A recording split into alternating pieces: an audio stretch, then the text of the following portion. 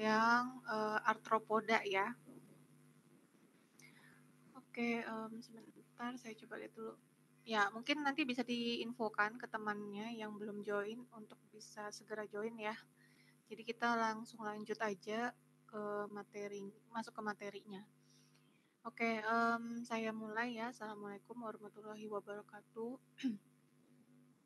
Waalaikumsalam warahmatullahi wabarakatuh. Waalaikumsalam warahmatullahi wabarakatuh. Ya, saya mohon maaf ya, saya off cam karena saya baru habis operasi gigi, jadi masih kelihatan bengkak gitu ya. Jadi saya off dulu kameranya saya. Jadi saya share PPT-nya aja. Ya, mungkin kita lanjut hari ini terkait hewan, masih dalam satu tema ya, yaitu hewan vertebrata. Tapi ini adalah kategori yang hewan berkaki beruas gitu ya. Yang apa namanya? Nama lainnya adalah arthropoda. Oke, kita lanjut. Nah, adapun pengertian dari arthropoda ya.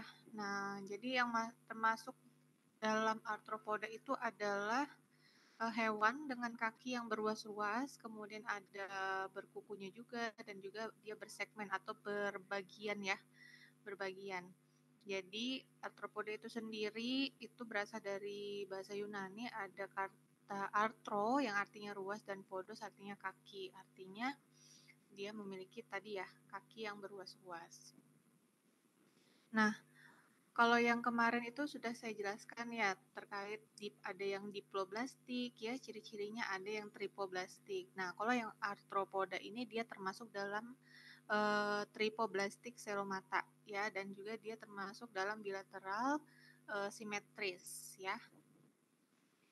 Adapun sebagian besar dari bagian tubuh dari arthropoda ini sendiri itu terbagi menjadi ada bagian kepalanya, kemudian ada bagian dada, perut atau abdomennya ya. Dan dia biasanya kebanyakan itu disusun oleh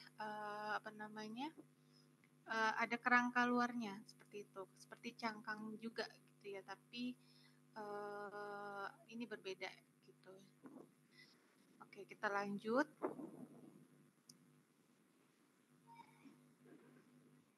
Mohon maaf Ibu. Iya. Untuk slide-nya memang apakah belum ke slide selanjutnya atau bagaimana? Ini yang Ibu? mana ya? Yang kalian lihat? Masih slide 1 Ibu, yang tulisan arthropoda. Oh, arthropoda aja? Iya, benar Ibu. Oh, ya, sebentar ya, saya coba stop lagi. Stop sharingnya bentar. Sebentar.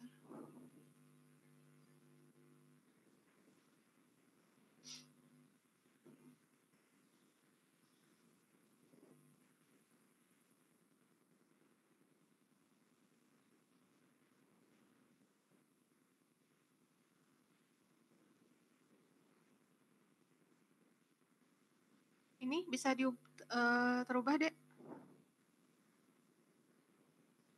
Masih di slide pertama Ibu. Kalau saya gini, ini kelihatan nggak? Sudah Bu.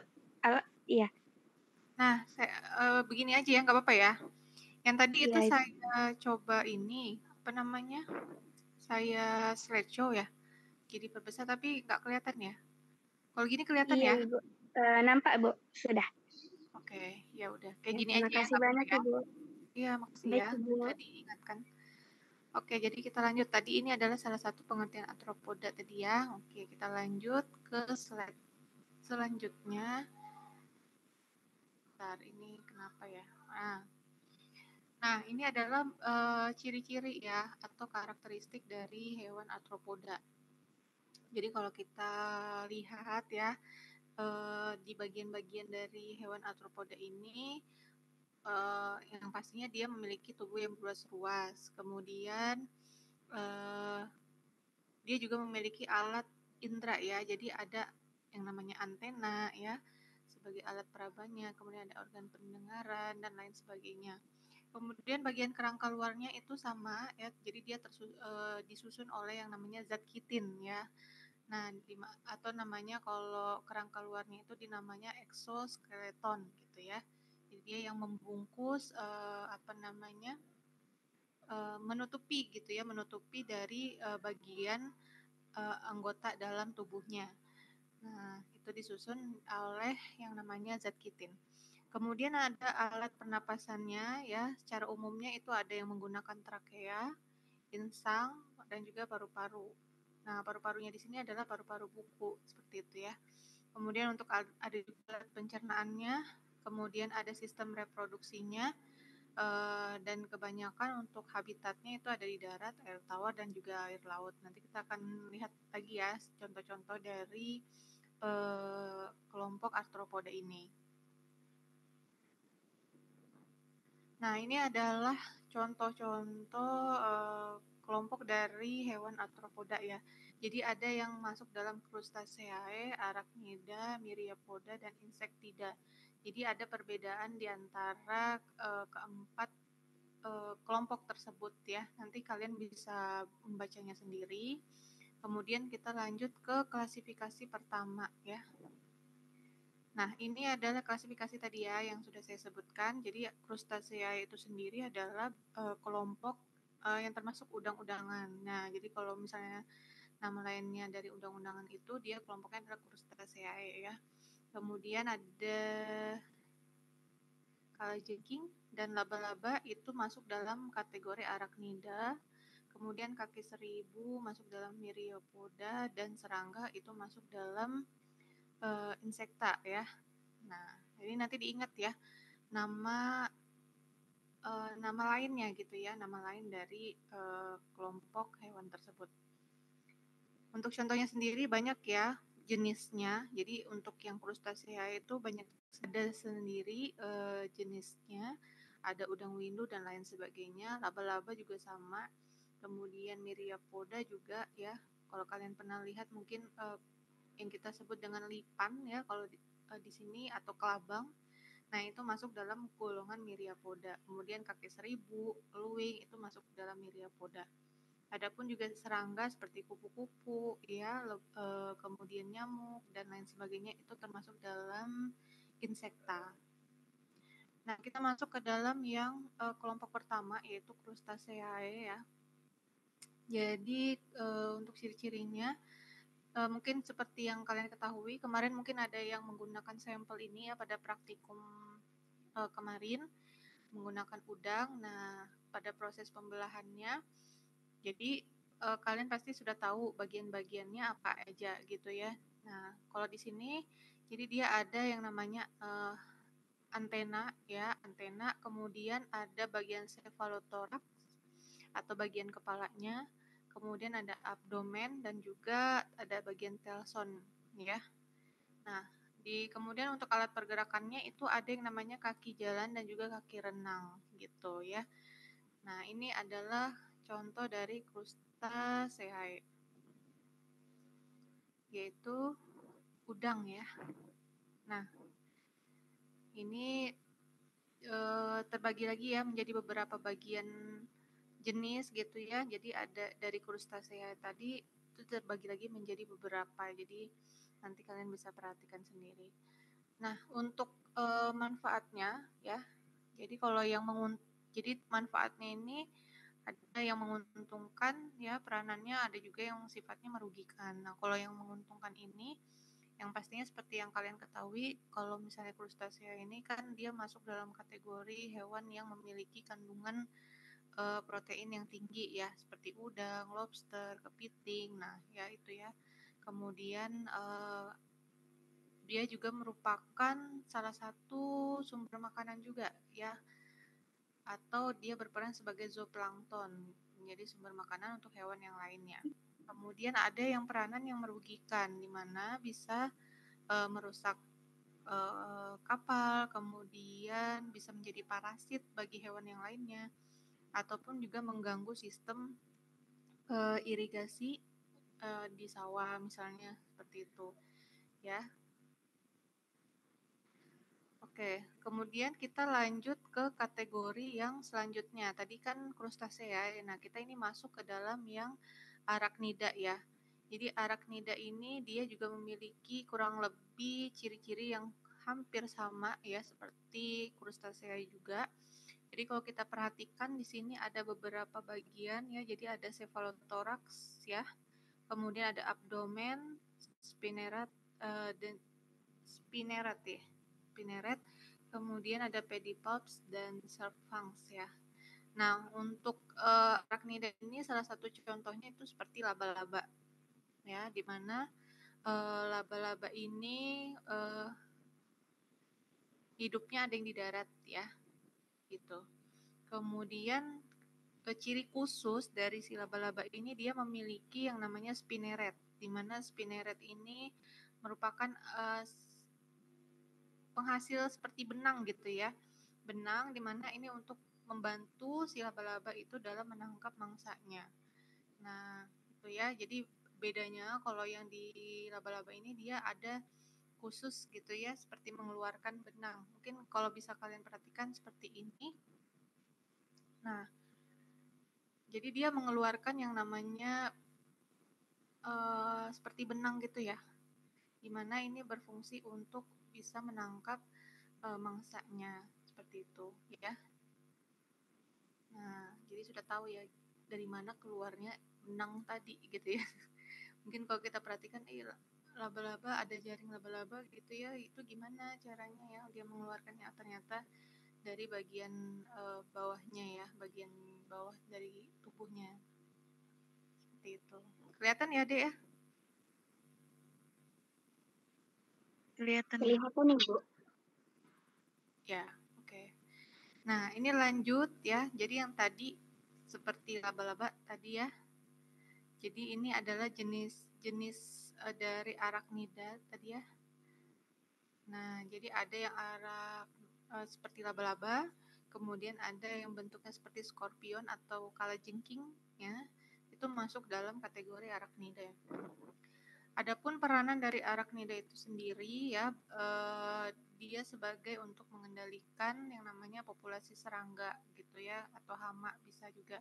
Tapi dia sebenarnya banyak sifatnya yang lebih merugikan seperti itu ya. Salah satunya adalah jenis dari Acarina ya, dimana salah satunya adalah seperti Sarcoptes scabiei ya, dimana dia kalau pernah kalian dengar kudis, nah ini adalah salah satu penyebabnya gitu ya, dari jenis Sarcoptes scabiei gitu ya, dia menyebabkan yang namanya gatal-gatal atau kudis pada kulit manusia. Kemudian ada juga dari jenis Prosoptes equi, kemudian Otodectes sinotis ya, tungau ya. Kemudian ada Dermacentor variabilis. Nah, sebenarnya masih banyak yang lain lagi. Ini adalah salah satu contohnya aja. Jadi lebih banyak sifatnya merugikan gitu ya dari kelompok arachnida ini. Kemudian lanjut ke kelompok yang ketiga, di mana kelompok yang ketiga ini adalah Myriapoda. Mungkin kalau kalian pernah temui ya hewan kaki seribu, lipan, nah itu masuk dalam kategori Myriapoda ya. Jadi Myriapoda ini kurang lebih mirip-mirip seperti bentuknya seperti cacing gitu ya, panjang gitu dan juga licin gitu ya bagian tubuhnya. Jadi kalau di Myriapoda ini dia memiliki beberapa bagian atau beberapa segmen gitu ya. Kalau kita perhatikan, jadi dia berruas-ruas gitu. Nah, untuk sistem ekresinya itu ada 2 pasang pembuluh Malpighi yang berfungsi untuk mengeluarkan cairan, yang dimana cairannya itu memiliki kandungan unsur nitrogennya. Nah, ini adalah salah satu bentuk contohnya ya dari Myriapoda, ada namanya Chilopoda. Nah, ini nanti kalian bisa lihat sendiri ya bagian-bagian tubuhnya dari ini contohnya adalah lipan ya atau kelabang. Nah, nanti kalian bisa perhatikan organ-organ apa aja sih yang dimiliki oleh dari hewan tersebut gitu ya. Kemudian ada yang namanya, kalau tadi Chilopoda ya, kalau ini namanya Diplopoda. Nah, kalau Diplopoda ini kita menyebutnya kaki seribu gitu ya, karena kalau kita lihat alat pergerakannya itu sangat banyak sekali ya, makanya dinamakan dengan kaki seribu. Nah, nanti kalian bisa lihat juga sendiri bagian-bagian dari bagian-bagian dari kaki seribu ini gitu ya. Dan kurang lebih semuanya hampir memiliki yang namanya antena ya. Nah, tuh kalau kita perhatikan. Nah, untuk peranannya sendiri ya, Myriapoda ini lebih banyak juga sifatnya merugikan gitu ya. Banyak merugikan di mana dianggap sebagai mengganggu gitu ya, mengganggu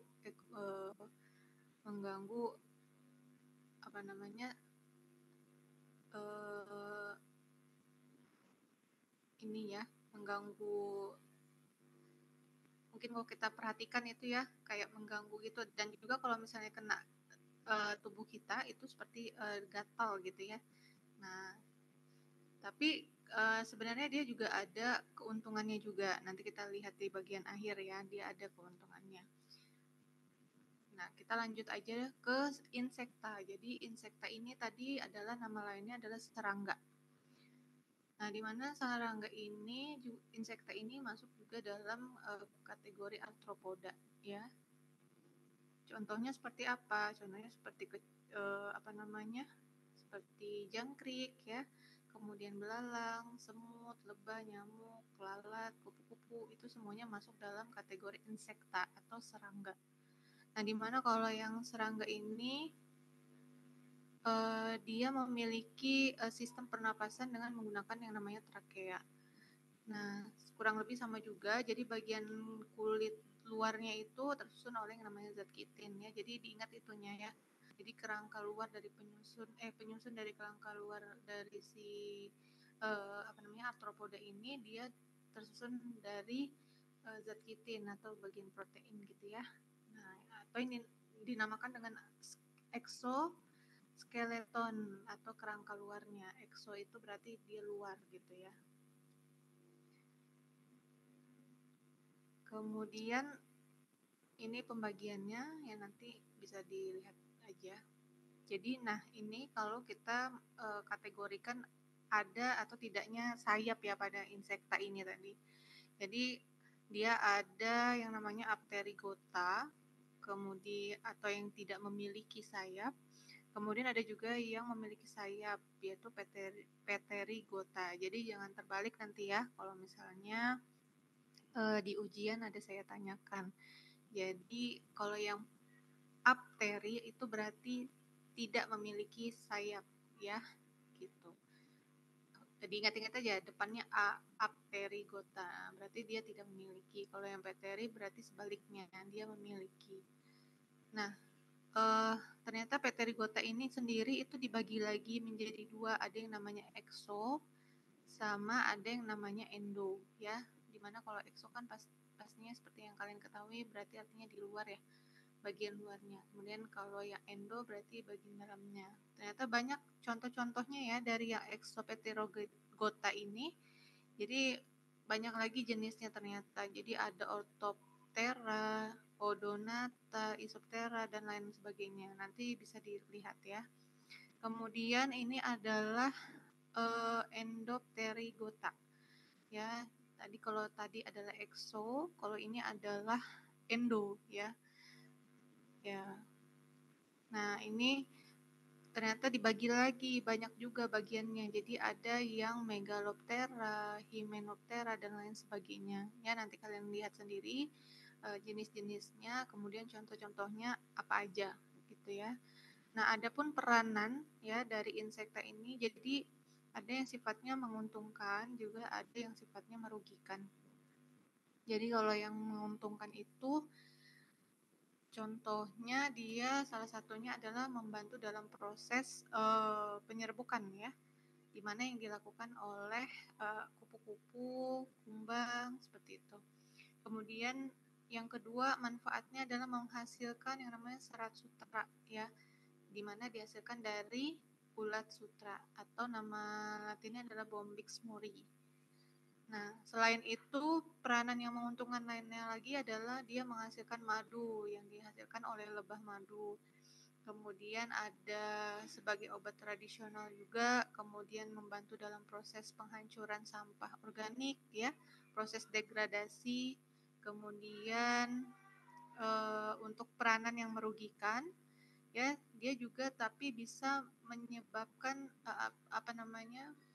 termasuk dalam faktor suatu penyakit ya yang bisa terjadi pada manusia. Contohnya seperti apa? Contohnya seperti nyamuk ya, nyamuk Anopheles stephensi ya, di mana dia menyebabkan yang namanya penyakit malaria. Kemudian ada yang kalian ketahui yang namanya nyamuk Aedes aegypti, di mana itu menyebabkan penyakit demam berdarah. Kemudian yang merugikan lainnya lagi adalah sifatnya yang bersifat parasit ya, bisa bersifat parasit pada manusia, hewan, dan juga tumbuhan. Dan pastinya dia juga bisa merusak tanaman yang ada seperti wereng ya, ketam kenari, itu bisa merusak tanaman budidaya.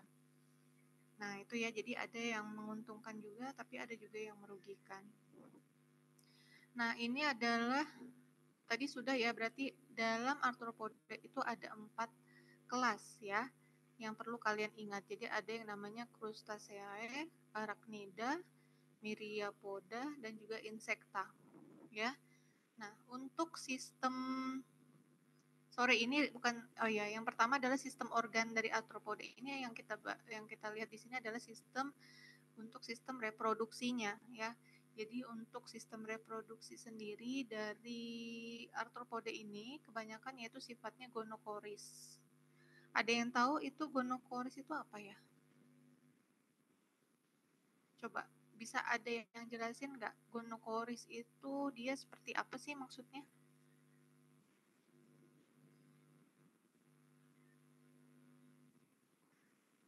Saya minta salah satunya bisa jelasin ke saya.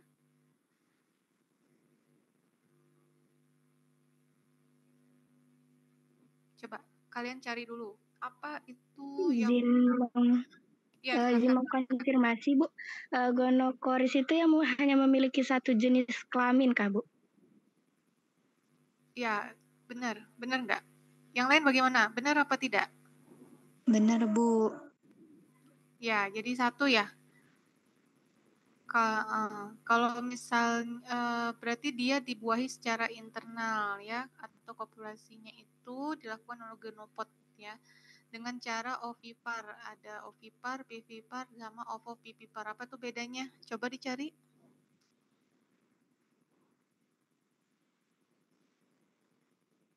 Bedanya ovipar, vivipar, sama ovovivipar. Coba satu orang jelasin. Izin Bu, untuk Ya, ovipar adalah hewan yang berkembang biak dengan cara bertelur, sedangkan vivipar adalah hewan yang berkembang biak dengan cara melahirkan. Kemudian untuk ovovivipar adalah hewan yang berkembang biak dengan cara keduanya, Ibu.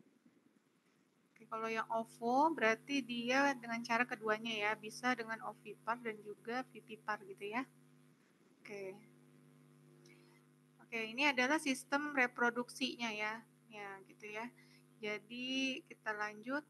Ini adalah salah satu contohnya ya, proses proses pembuahannya gitu ya. Jadi untuk reproduksinya ya. Nah, ini cara perkawinannya seperti ini nih kalau kita lihat ya. Mungkin kalian sudah nggak asing lagi ya kalau ini namanya apa ya? Kalau kalian ini nyebutnya namanya apa nih? Hewannya? Capung. Capung. Ada juga yang bilang kesior ya. Ya, ini ya capung ya. Nah, jadi dia ini ya melakukan proses seperti ini ya, fertilisasi lah gitu ya. Seperti ini kupu-kupu, kemudian ini adalah tadi ya dari golongan apa tadi yang ini?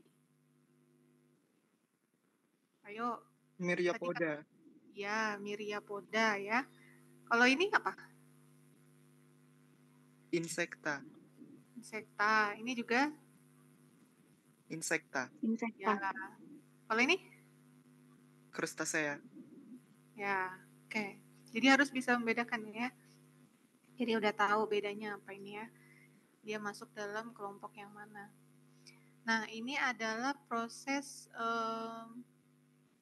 perkembangannya ya. Proses perkembangannya menjadi yang dewasa ya.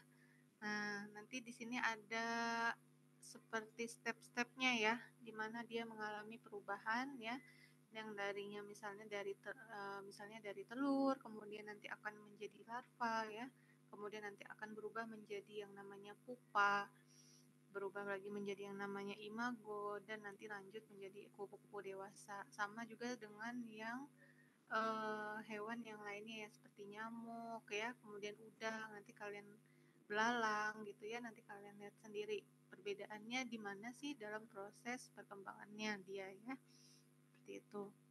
Nah, ini adalah sistem pernapasan. Kalau tadi kan ada sistem reproduksinya ya. Nah, kalau ini adalah sistem pernapasannya. Jadi kalau di Crustaceae itu dia menggunakan insang, di mana insangnya itu terletak di bagian kepalanya. Beda kalau yang arachnida itu menggunakan yang namanya paru-paru buku. Contoh tadi arachnida apa, Dek? Laba-laba, Bu. Laba-laba, ya betul ya. Contohnya laba-laba ya. Kemudian ada yang Myriapoda, di mana kalau Myriapoda ini dia sistem pernapasannya itu menggunakan yang namanya trakea, di mana trakeanya ini terdapat di bagian ruas-ruas abdomen ya, bagian perutnya. Coba nih kalian perhatikan ini ya, tanda panah ini. Nah, itu adalah bagian dari trakeanya.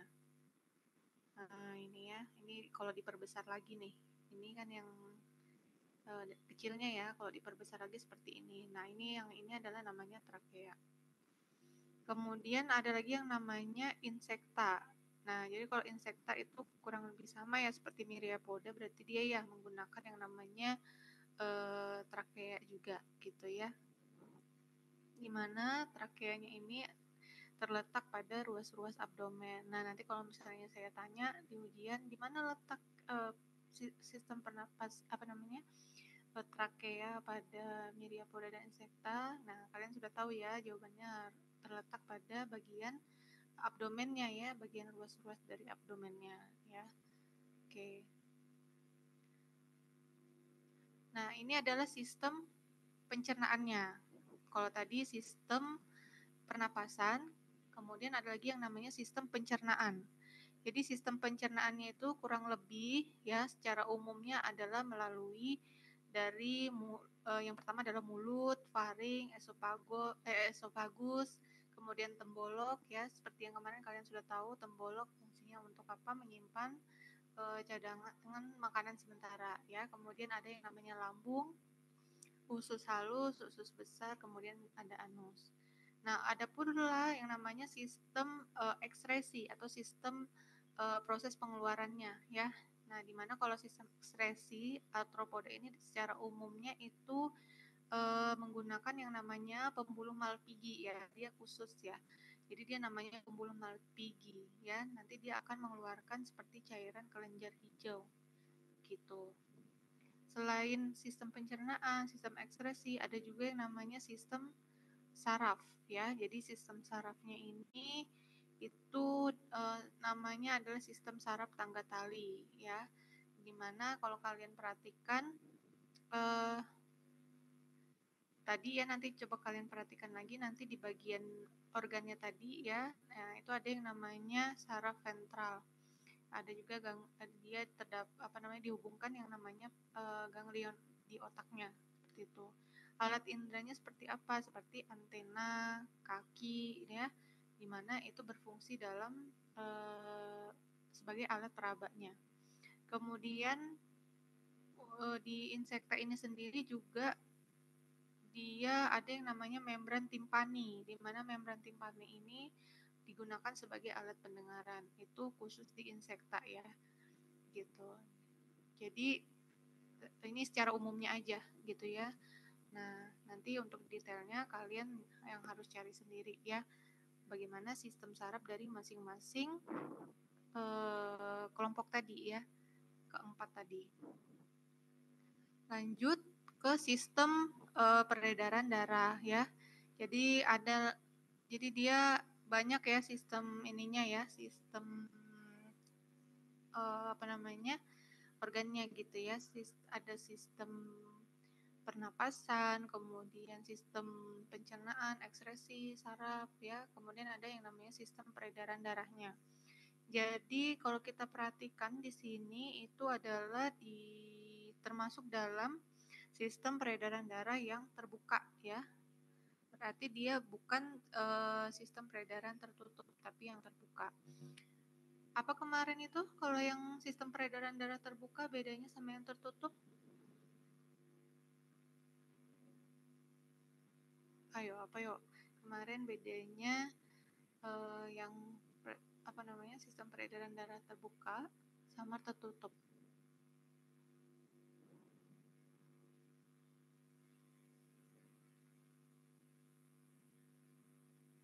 Izin menjawab, Bu. Ya, silahkan deh.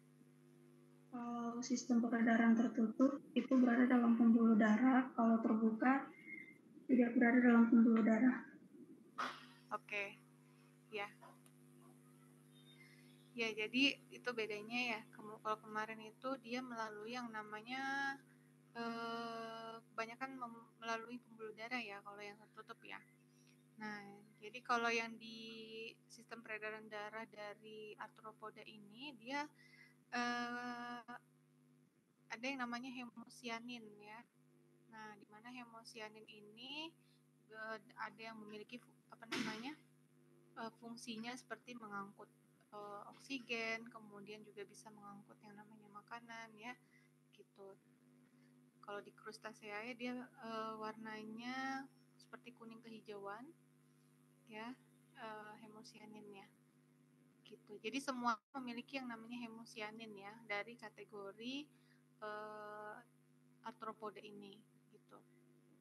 Nah, ini adalah sistem peredaran darahnya semuanya terbuka ya untuk yang arthropoda. Nah, sebenarnya apa sih manfaat yang perannya ya di bidang, kalau kita perhatikan kan dari tadi itu hanya sifatnya merugikan gitu ya. Nah, kalau misalnya di bidang farmasi itu apa sih? Nah, jadi kita bisa, ini adalah salah satu yang saya cari ya dari jurnal penelitian yang telah dilakukan, di mana ternyata dari